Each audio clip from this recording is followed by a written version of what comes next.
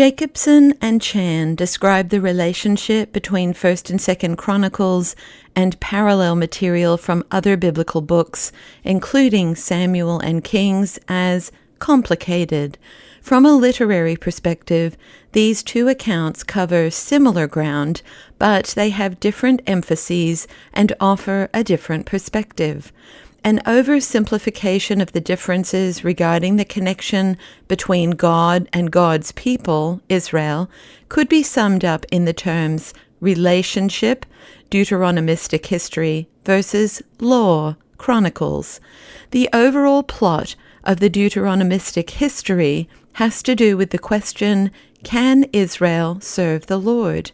The Deuteronomistic history is not history in the modern sense of the term, because the aim of the author of Samuel was not simply to describe the past as accurately and objectively as possible, but rather to draw on the past in order to communicate theological and ethical truths about God, about God's relationship with Israel, and about how to follow God. Also, the authors of Kings were attempting to draw on the stories of the past in order to explain why Israel and Judah fell, to recognize God's purpose with Israel and Judah, and to understand God's future for the people. It was not in the purpose of the authors to describe history with accurate chronologies and so forth. Chronicles' hope is focused on the restoration of the temple and its concern to bring history into conformity with Torah. Chronicles provides many genealogies, not simply or even primarily about record keeping, but about theology. Chronicles has a tendency to bring the actions of Israel's historical figures into conformity with Mosaic law, which reserves cultic service for the Levites. For example, significant attention is given to Judah's ancestry and Levi. The way the account of Saul is handled shows us that the books of Chronicles are just as interesting for what they leave out as for what they include. It seems that Chronicles is committed to present David in a far more favorable light than he is in Samuel, omitting many of the messy details of his life. The author of Chronicles had an agenda to justify and glorify Davidic rule in Jerusalem.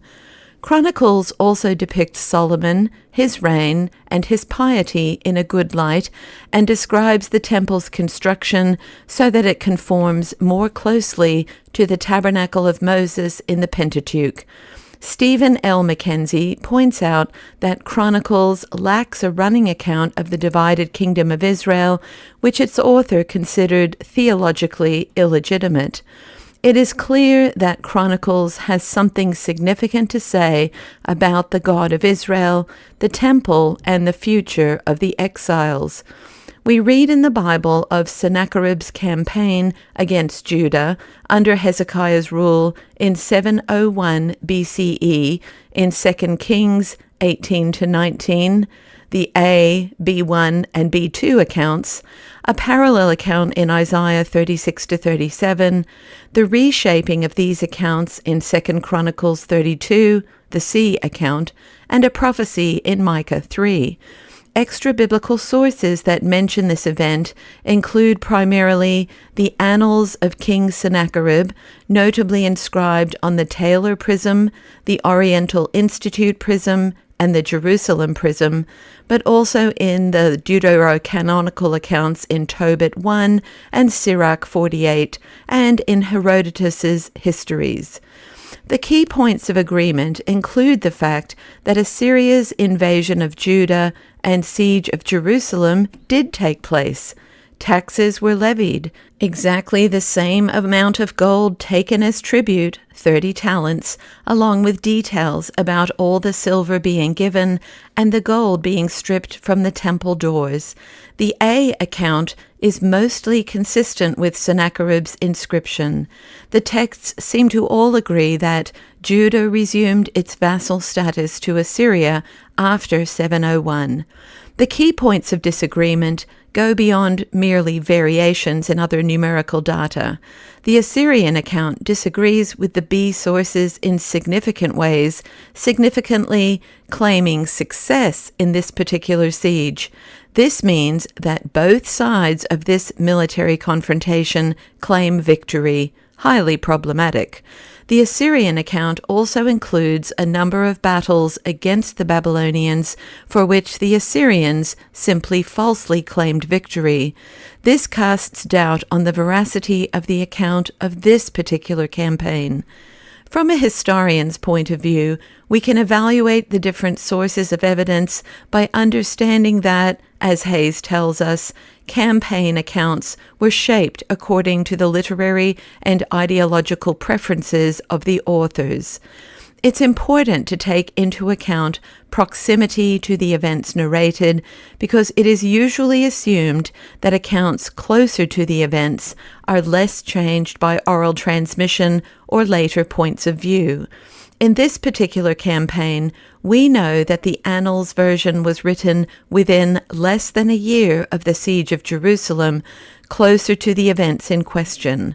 The oldest surviving copy of the biblical account is from the Dead Sea Scrolls more than 500 years after the events, although we know that some parts of the text are much older. The historian's ideology certainly shapes any historical account. Even knowing that, it is important to ask this question: to what extent was this version based on accurate memory or records?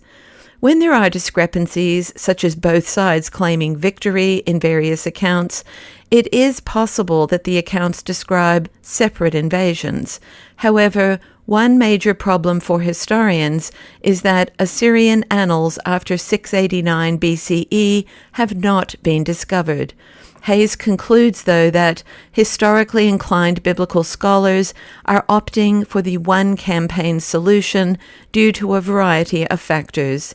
He recommends that we seek to reconcile the narrative oddities without making recourse to events for which there is no clear evidence. Historical surprises rarely arise from single factors.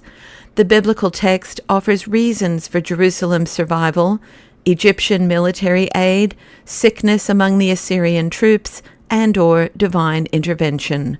There may have been intermarriage between Judean and Assyrian rulers. Judeans served Sennacherib as bodyguards, and Sennacherib gave exceptional praise to Hezekiah, even though he was a rebellious foreign king. It is possible that Assyria did not consider Judah prosperous enough to justify expending the energy to conquer it completely and turn it into a province. From all of this, we can conclude that it is exceedingly difficult to determine historical accuracy conclusively. Hayes assures us that the reconstruction of events remains subject to critical judgment. My best guess as to what really happened, based on the evidence available to me today, is that Assyria invaded Judah and besieged Jerusalem.